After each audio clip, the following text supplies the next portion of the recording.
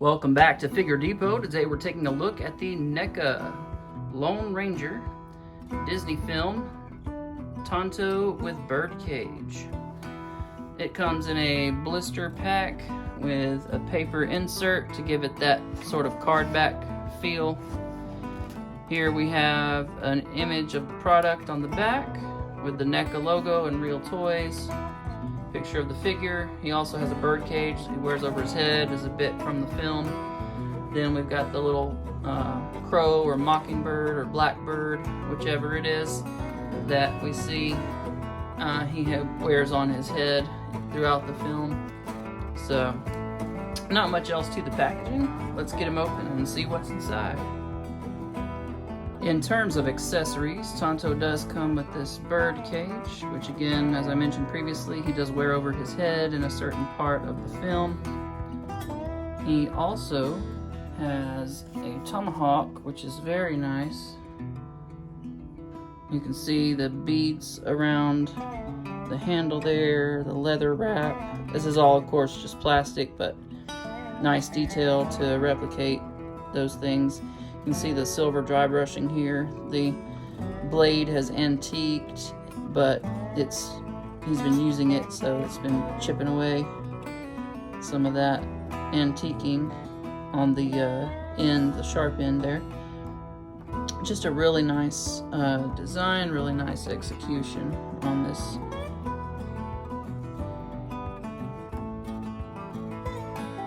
Then he also has a little dagger here, which has some beadwork, some kind of tooling and detail there. I'm not sure exactly what it's meant to replicate, but it looks very nice.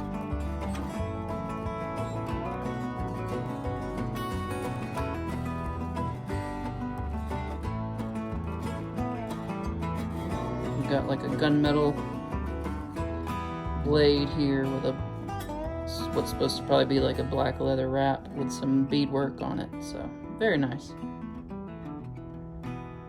Alright, and here is Tonto out of the packaging, looking awesome. He's got his weapons in hand, got his tomahawk in the right hand, and then his knife in the left hand, and we'll look a little bit closer here in a minute, but he's got a sheath actually that will hold the knife, and I haven't noticed a place for the tomahawk to be stored, but I'll look it over a little bit closer. Probably will just have to hold it, but loving the detail on this, loving the way this thing looks. It's absolutely fantastic. The weathering on it's really nice, and we'll get a closer look at that, of course. I just wanted to get a nice 360 view of the figure kind of from afar, and then we'll go in and look at some of the detail. Very posable for what it is. Some of NECA's earlier figures were not quite as posable and a little bit prone to breaking, but all of his joints were very nice and smooth, and haven't had any issues with him trying to move him around, thankfully. So, yeah. Alright, and here is Tonto, nice and up close. Looking really good. The paint on this thing, the detail is really incredible. The dry, crackled skin, just like it appears in the movie, that texture is really, really nice. I love the Native American dress that they have adorned him in. Probably horsehair and some kind of bones or wood. And he's got a little satchel here.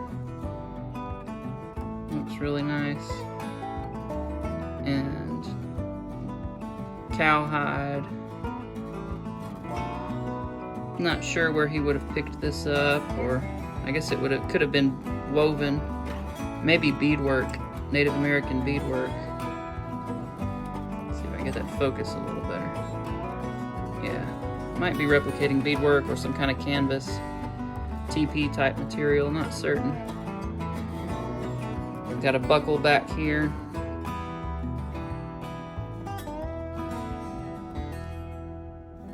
More of what's meant to be leather. I think his pants are supposed to be leather too. Got some fringe type. It's not really like classic fringes, what you'd see, but maybe even more realistic to what Native Americans might actually have worn back in that time. His moccasins look really nice. Just leather wrapped around all over the place. The bottom is not detailed, but the top looks really nice. We've got his sheath, as I mentioned earlier, for his little knife. He's got some blood and dirt and all kind of stuff all over him. The wash is a little inconsistent, a little sloppy, not as blended as I might like it to be, but it's alright overall, I suppose. It does have this upper arm bracelet with probably some bone and leather or rope or, you know, thread. I'm not sure what that would have been made out of classically, but it looks really nice. The feathers in the hair. Then of course he's got his little crow or blackbird or raven or whatever it is up on the top.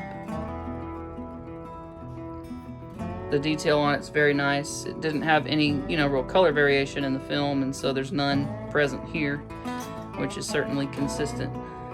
So, looks really, really nice. Fantastic detail on this guy.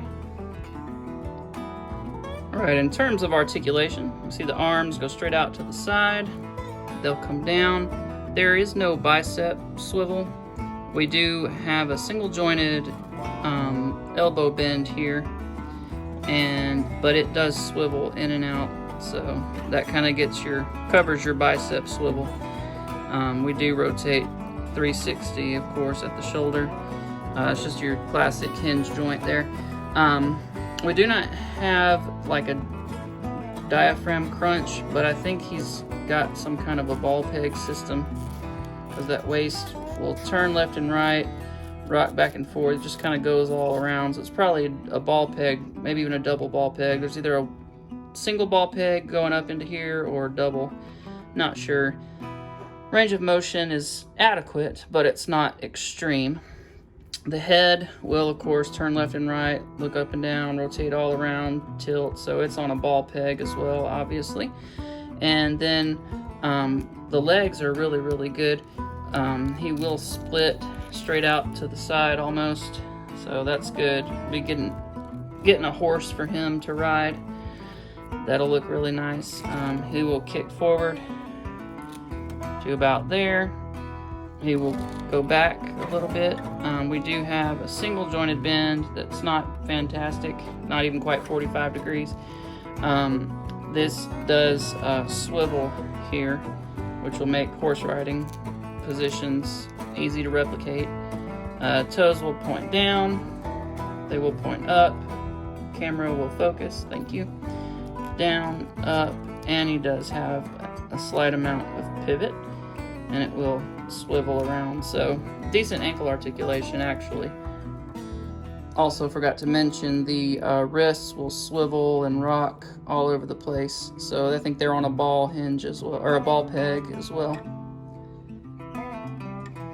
For some size comparisons, here we have him next to some Westworld figures, which are by Diamond Select, and you can see they are pretty close to the same scale. I mean, pretty much exactly within scale. He is kind of your average height, maybe slightly on the shorter side.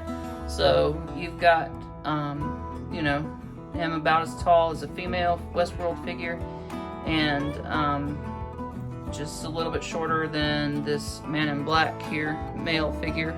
So fits in really nice with your Westworld type figures.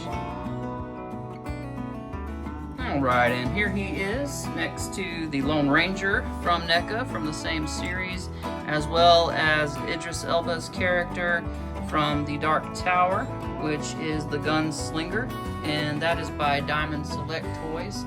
So you can see they all fit really great with one another. Just fantastic figure, and he looks great with many other Western style lines in the, this is probably like 1/11th scale, and yeah, just fantastic. And just in case you were curious, he is quite a bit taller than your average 1/12 scale Marvel or DC figure.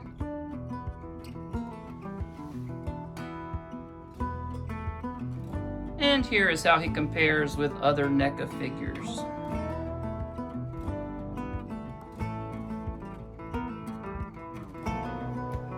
Well, thank you so much for watching today. As you can see, it's just a really fantastic figure and just an awesome addition to my collection. I highly recommend this figure if you are a Lone Ranger fan, if you enjoy Native American culture, if you enjoy Westerns or cowboys or anything of the like. This is definitely a figure you want to have in your collection. He's absolutely fantastic, so highly recommend this figure. I would give him like a 9.5 out of 10. The only thing I could wish for is just a little bit better articulation at the ankles. I mean, it's good, but it's not just absolutely out of this world. I mean, these are just nitpicks. Articulation's a little stiff and a little limited in a couple places, but overall it's still really good for what it is. And this figure is a few years old, so for as old as it is, it's actually really good given what they've been able to do in more recent years. So love it, recommend it. Thanks for watching. Be sure and check out my Instagram later. I am going to do some outdoor photography with this figure and the Lone Ranger and some of the other cowboys, so be looking forward to that here in the near future, and I'll see you guys next time. Thanks for watching.